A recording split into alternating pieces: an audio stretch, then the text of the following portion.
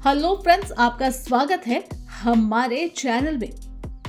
12.3 billion dollar का loan किसी आम कंट्री के लिए ये एक फाइनेंशियल रिस्क होता है, लेकिन इंडिया के लिए ये एक केयरफुली प्लान स्ट्रेटजी है।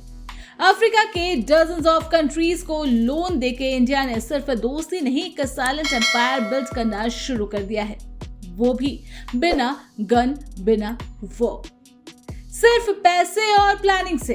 अब सवाल यह है कि क्या अफ्रीका ये लोन वापस करेगा या फिर इंडिया ऑलरेडी अपना फायदा निकाल चुका है। इस वीडियो में हम डिकोड करेंगे इस पूरे जीनियस स्ट्रेटजी को, जहां लोन के पीछे हिडन है एक पावरफुल जियोपॉलिटिकल गेम। तो वीडियो को एंड तक जरूर देखें।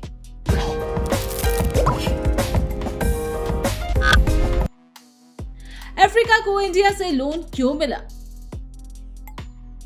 सबसे पहले यह समझना जरूरी है कि इंडिया ने यह पैसा बिना मतलब नहीं दिया। अफ्रीका के 54 कंट्रीज में से काफी देश डेवलपिंग फेज में हैं।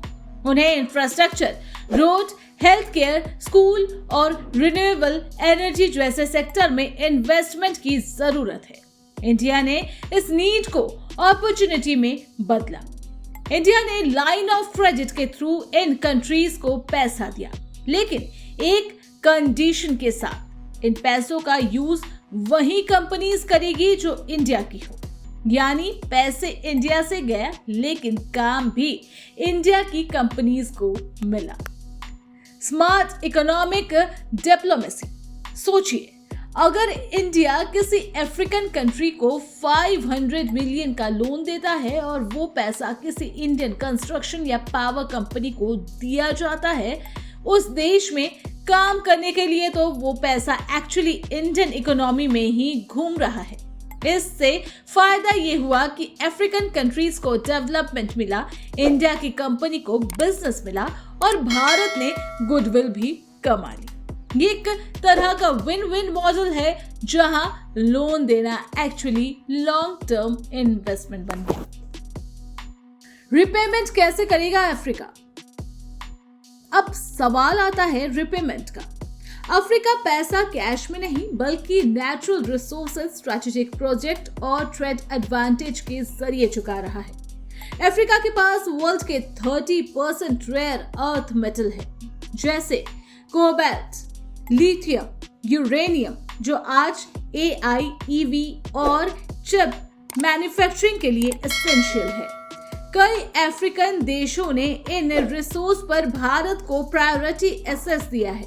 कुछ ने पोर्ट, ऑयल फील्ड और माइनिंग प्रोजेक्ट में इंडिया को एक्सक्लूसिव एंट्री दी है। इसका मतलब है लोन का रिटर्न हो रहा है, लेकिन पैसा नहीं, एसेट और इन्फ्लुएंस के रूप में। अफ्रीका में भारत का जियोपॉलिटिकल इंपैक्ट। इस डील का एक और एंगल है जियोपॉलिटिकल इन्फ्लुएंस।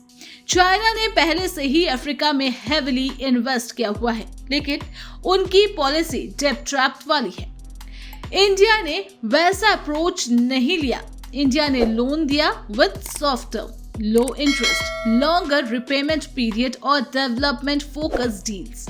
इस वजह से कई अफ्रीकन देश भारत को एक ट्रस्टेड पार्टनर मानते हैं। यूनाइटेड नेशन हो या अफ्रीकन यूनियन, भारत का इन्फ्लुएंस स्टडीली ग्रो हो रहा है। Long term benefits, future secured है। ये 12.3 बिलियन डॉलर लोन सिर्फ प्रेजेंट को नहीं बल्कि फ्यूचर को सिक्योर करता है।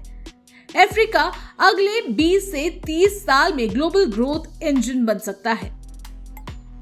Huge young population, rich resources और फास्ट अर्बनाइजेशन की वजह से अगर इंडिया अभी से यहाँ इन्वेस्ट करता है तो फ्यूचर में ट्रेड, पॉलिटिकल सपोर्ट और एनर्जी सिक्योरिटी सब मिलता है।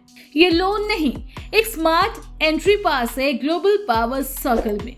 तो दोस्तों, ये था पूरा ब्रेकडाउन। कैसे भारत ने 12.3 बिलियन डॉलर का लोन देकर सिर्फ दोस्ती नहीं, एक पावरफुल इकोनॉमी और डिप्लोमेटिक स्ट्रेटजी प्ले की है। आपको क्या लगता है, क्या ये मूव चाइना के इन्फ्लुएंस को तोड़ने के लिए काफी है? क्या अफ्रीका फ्यूचर में भारत के लिए सबसे बड़ा एली बनेगा? कमेंट में अपने थॉट जरूर शेयर करें और वीडियो इन्फॉर्मेटिव लगी हो तो लाइक, शेयर और चैनल को सब्सक्राइब करना ना भूलें। मिलते हैं नेक्स्ट वीडियो में एक नए टॉपिक के साथ। Thanks for watching.